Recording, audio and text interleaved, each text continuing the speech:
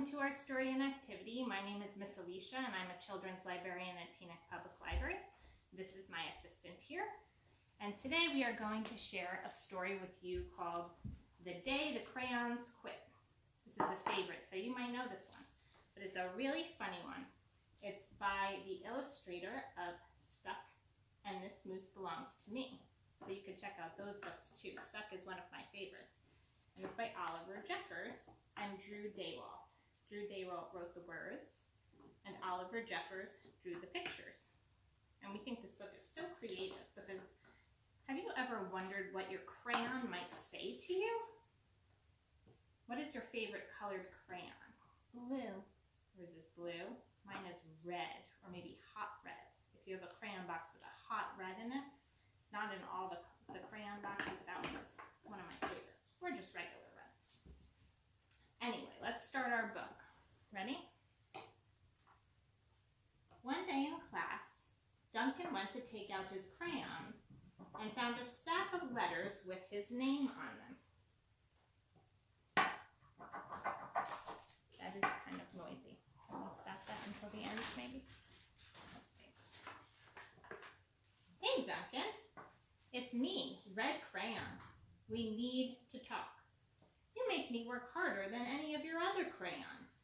All year long, I wear myself out coloring fire engines, apples, strawberries, and everything else that's red. I even work on holidays. I have to color all the Santas at Christmas and all the hearts at Valentine's Day. I need a rest. Your overworked friend, Red Crayon. I think that's what my red crayon might say, because I give it a lot of work. Dear Duncan, all right, listen. I love that I'm your favorite crayon for grapes, dragons, and wizards hats, but it makes me crazy that so much of my gorgeous color goes outside the lines. If you don't start coloring inside the lines soon, I'm going to completely lose it. Your very neat friend, Purple Crayon. What do you notice about his letter? Purple. It's purple, but it's also very neat. He must be a very neat and organized guy, that crayon. See how his handwriting is very neat.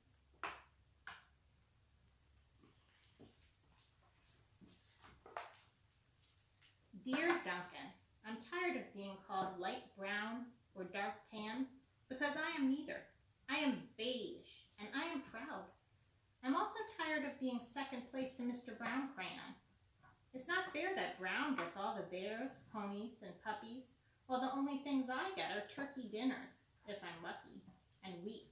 And let's be honest, when was the last time you saw a kid excited about coloring wheat? Your beige friend, Beige Crayon.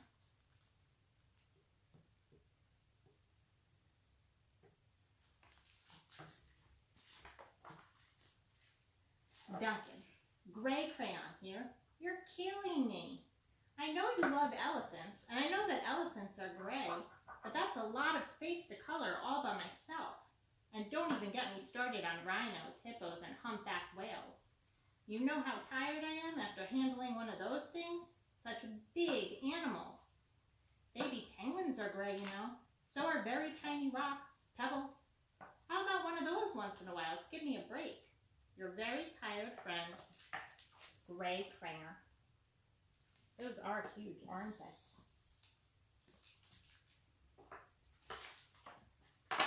Dear Duncan, what crayon is this? White. White, yes. The white wrote on black paper, so it could be seen very well. If you have a white crayon, maybe you could try doing that. Dear Duncan, you color with me, but why? Most of the time, I'm the same color as the page you are using me on, white. If I didn't have a black outline, you wouldn't even know I was there. I'm not even in the rainbow. I'm only used to color snow or to fill in empty space between the other things. And it leaves me feeling, well, empty. We need to talk. Your empty friend, White Crayon. This is a picture of White Cat in the Snow by Duncan.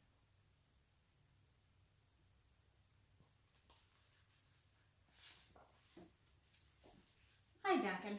I hate being used to draw the outline of things. Things that are colored in by other colors, all of which think they're brighter than me. It's not fair when you use me to draw a nice beach ball and then fill in all the colors of the ball with all the other crayons. How about a black beach ball sometime? Is that too much to ask? Your friend, Black Crayon.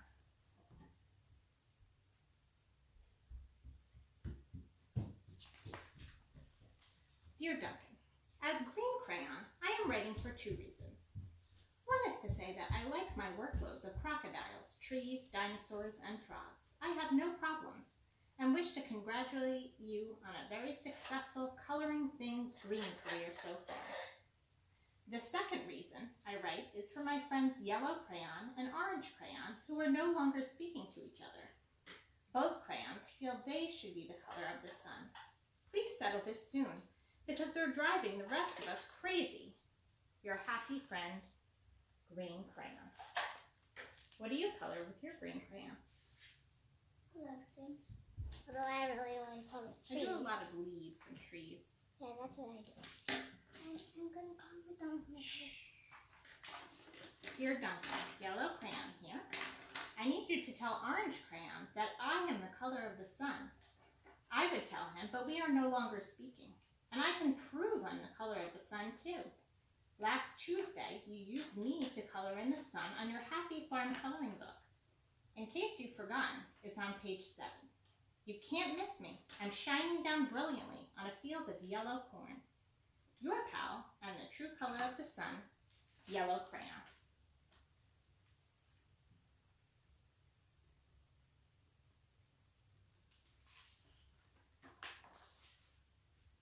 Dear Duncan, I see Yellow Crayon already talked to you, the big whiner.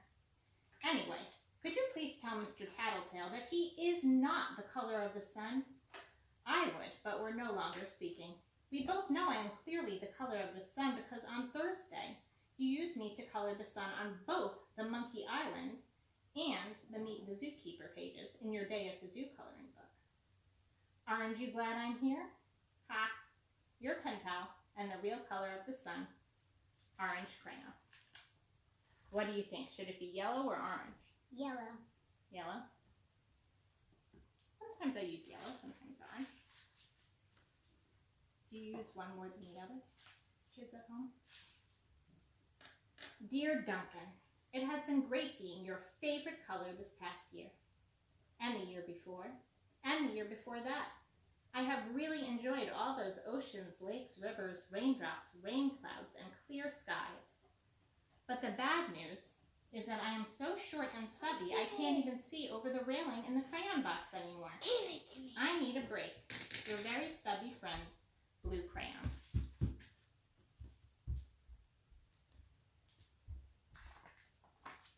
Duncan.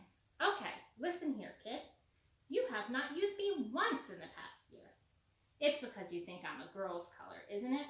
Speaking of which, please tell your little sister I said thank you for using me to color in her Little Princess coloring book.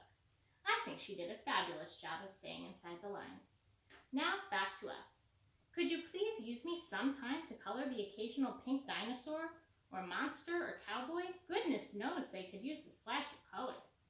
Your unused friend, Pink Crayon. Do you use your pink crayon a lot? I do. Do you think it's a girly color? I don't think so. I think a girl color can be any color, and a boy color can be any color. Yeah. I do use my pinks a lot. Hey, Duncan. It's me, Peach Crayon. Why did you peel off my paper wrapping? Now I'm naked and too embarrassed to leave the crayon box. I don't even have any underwear. How would you like to go to school naked? I need some clothes. Help! Your naked friend, Peach Crayon. Oh dear. Have you ever thought of your unwrapped crayons as naked before? I have. Well, poor Duncan just wanted to color. And of course he wanted his crayons to be happy. And that gave him an idea.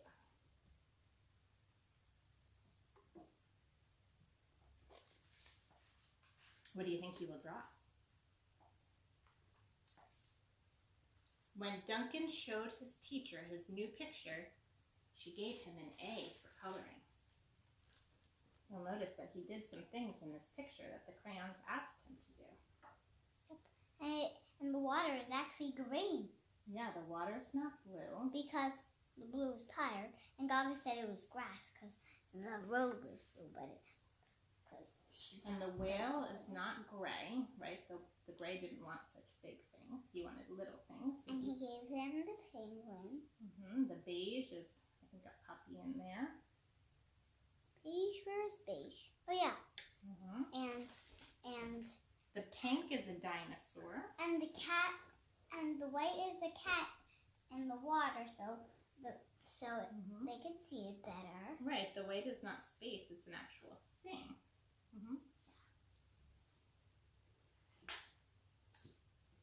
The teacher gave him an A for coloring and an A+ for creativity. Because he created a rainbow crayon.